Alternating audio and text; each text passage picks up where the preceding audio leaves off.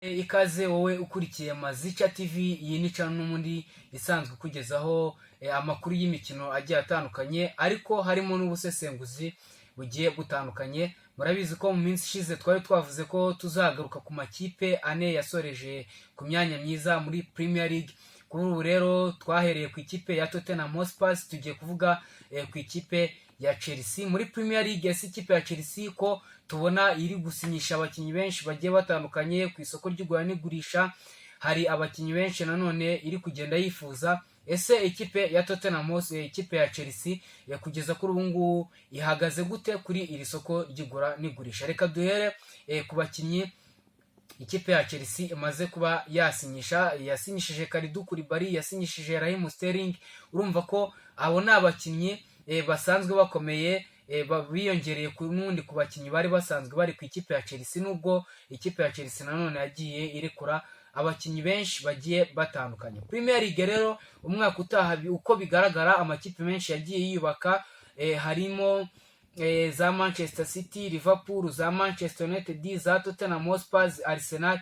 Ubona ko na amakipe menshi yagiye yiyubaka, ariko wenda reka tubanze duhere ku ruhande rw'imitoreze ku ikipe ya Chelsea. Ikipe ya Chelsea itozwa n'umutoza Thomas Tuchel. Kugeza kuri ubu ngubu wavuga ko mu bijyanye na kariyeri y'ubutoza ni umutoza umaze kuba ukomeye cyane, kubera ko yagiye atoza mu Budage muri za Bayer Leverkusen mu ikipe y'abakiri batoya, azamuka mu ikipe ya Borussia Dortmund.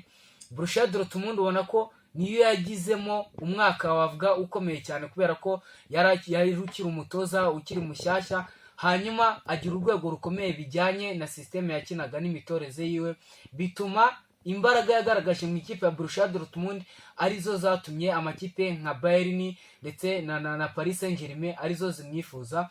Thomas Tuchel imitoreze bigaragara ko no mu myitozo ukuntu apanga we asa nkaho nyine atoza abakinnyi gukinira mu ka espace gatoya, kugira ngo bibe byabafasha kugira ngo umukinnyi nyine agire stabilité, kuba ikipe yabugarije bibe nta kibazo byabatera. Iyo systeme rero mu ikipe ya Borussia Dortmund niyo yatoje. Hanyuma mu myaka 3 yahamaze nta gikombe cya championnat yigize atwara, usibye ko yatwaye DFB Pokal. Hanyuma agaragaza urwego ruri hejuru. Pep Guardiola agiye kuva mu ikipe ya Bayern Munchen, nibwo yasize avuze ati umutoza se mwakwifuza kuzana ninde? Pep Guardiola yaravuze ati umutoza mbona wansimbura bigakunda ni Thomas Tuchel. Icyo kintu yarakivuze. Hanyuma Thomas Tuchel nawe biza kugaragara ko ekipe ya Paris Saint-Germain ariyo yamwifuzaga, birangira yigiyemo. Paris Saint-Germain yatwayemo ibikombe shampiyona ebyiri n'ibindi bikombe bigiye bitandukanye. Araza muri Chelsea atwara Champions League, ikipe ya Chelsea itaherukaga. Mu by'ukuri Thomas Tuchel bimaze kugaragara ko ni umutoza w'umuhanga, ariko nanone muri iyo myaka yose n'andi makipe yose yagiye atoza, ikibazo kigaragara cyo nuko Thomas Tuchel kuvuga ngo imikino ya knockout usanga ari hejuru cyane kurusha hahandi nyine usanga mugiye gukina marato, cyane cyane kuri shampiyona. Ubona ko bijyanye nyine n'abakinnyi bafite, hari ukuntu bigera mu hagati ukabona ko acitse imbaraga, ukabona ko nyine guhozaho biranze, bikaba ari byo bituma atakaza igikombe cya shampiyona. Ariko ku buryo bw'imitoreze Thomas Tuchel ni umutoza w'umuhanga ushobora kuba wahita gufasha gutwara igikombe cya shampiyona.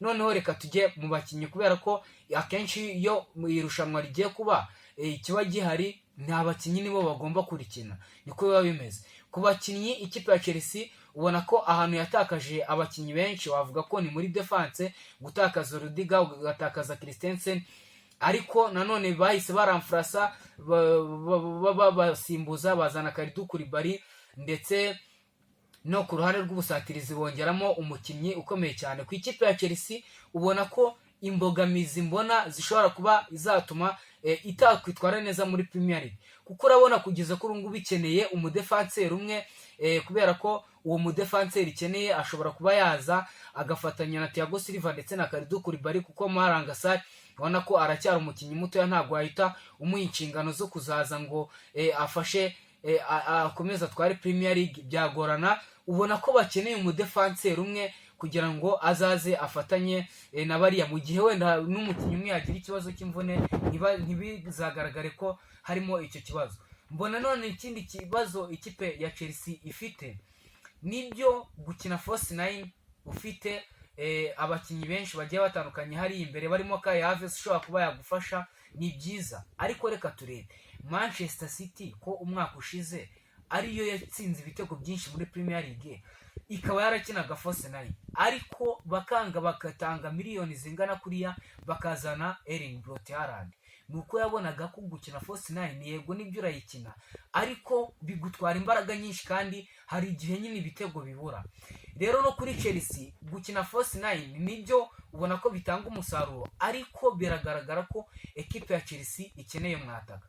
Raheem Sterling ni umukinnyi mwiza bazanye, kubera ko muri Premier League kugeza kuri ubu ngubu ugiye kureba inyuma ya Mohamed Salah niwe mukinnyi wakoze ku mikino nyine wagize tushe nyinshi ku mupira muri box, ukasanga nyine niwe wagize yagize tushe nyinshi cyane ku mupira muri box, ari nacyo kintu ubona ku ikipe ya Chelsea cyari cyarabuze. Kuri ba Romelu Lukaku byarabuze, ku bandi bakinnyi ba Pulisic byarabuze, ariko Raheem Sterling niwe mukinnyi wa kabiri inyuma ya Mohamed Salah ku bakinnyi bakora ku mupira inshuro nyinshi muri box, hagakurikiraho nabo ba Bernardo Silva.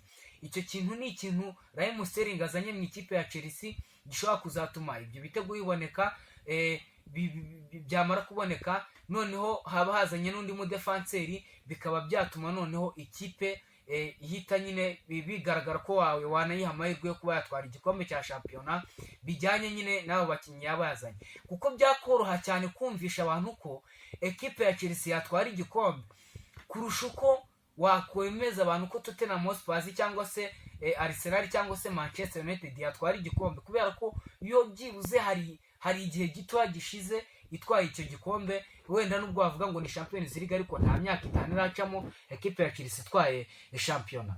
Rero byerekana ko ikipe ya Chelsea mu gihe yabaramuka iguze umudefenseur ikagura n'umwata kumwe byayiha amahirwe yo kuba nayo yaba umufavore watwara igikombe cya shampiyona. Ariko nanone hari akandi kantu mbona ku ikipe ya Chelsea, Ngolo Kante ni umukinnyi mwiza mu by'ukuri mu kibuga hagati muri mediane y'ikipe ya Chelsea, bafitemo Kovacic bakagira abakinnyi benshi bagiye batandukanye, ariko ubona ko ku ikipe ya Chelsea umwaka ushize, reka mbibutse umwaka ushize kugira ngo ikipe ya Chelsea itakaze igikombe cya shampiyona yagize ibibazo by'imvune, kurwaza COVID, bituma abakinnyi bari bahari n'ubundi bahise baza gusimbura aba bakinnyi babanzagamo badatanga umusaruro uhagije.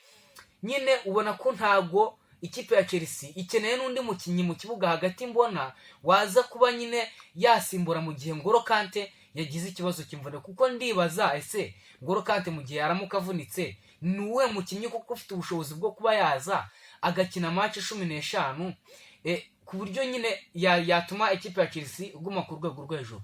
Nibyo bafite Robben Loftus-Cheek, ariko nawe twabonye ko mu mwanya wenda muto yahawe byagaragaye ko ashobora kuba yakwitwara neza, ariko byagaragaye ko atari wa mukinnyi n'undi wazana urwego ruhambaye kugira ngo tubone ko nta cyo cyangwa Ngolo gishobora kuba cyagaragara mu ikipe ya Chelsea.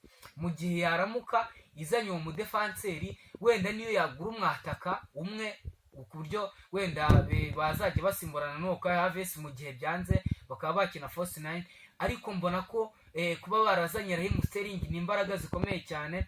Rero urumva umwataka umudefenseur ikipe ya Chelsea gushyiraho n'imitoreze ye, kuko byagaragaye ko niyo wayirusha bidaguha ubudangarwa bwo kwinjiza ibitego byinshi, ikipe ya Chelsea yazaba ari ikipe ikomeye umwaka utaha. Ariko mu gihe itabikoze rwose nyikuye ku gikombe, ariko mu gihe yagura abo bakinnyi yaba ari ikipe nziza cyane. So ubwo rero aho ngaho hari ku ikipe ya Chelsea, tuzagaruka tuvuga ku ikipe ya Liverpool tureba nayo byinshi bigiye bitandukanye, ariko ubona ko Chelsea kugeza kuri aka kanya uko bimeze ni ikipe itanga icyizere muri Premier League ko izaba ari ikipe nziza. So icyo ngusabwa rero ni ugukora share ugakanda subscribe kuri Mazika TV, ubundi tukakomeza kugenda tubana muri Premier League, tuzagenda tugaruka kuri byinshi bigiye bitandukanye. Ubwo rero tuzabonane kuri tuvuga ku ikipe ya Liverpool ndetse na Manchester City, nyuma noneho tuzagaruke tureba ku ikipe ya Arsenal ndetse na Manchester United.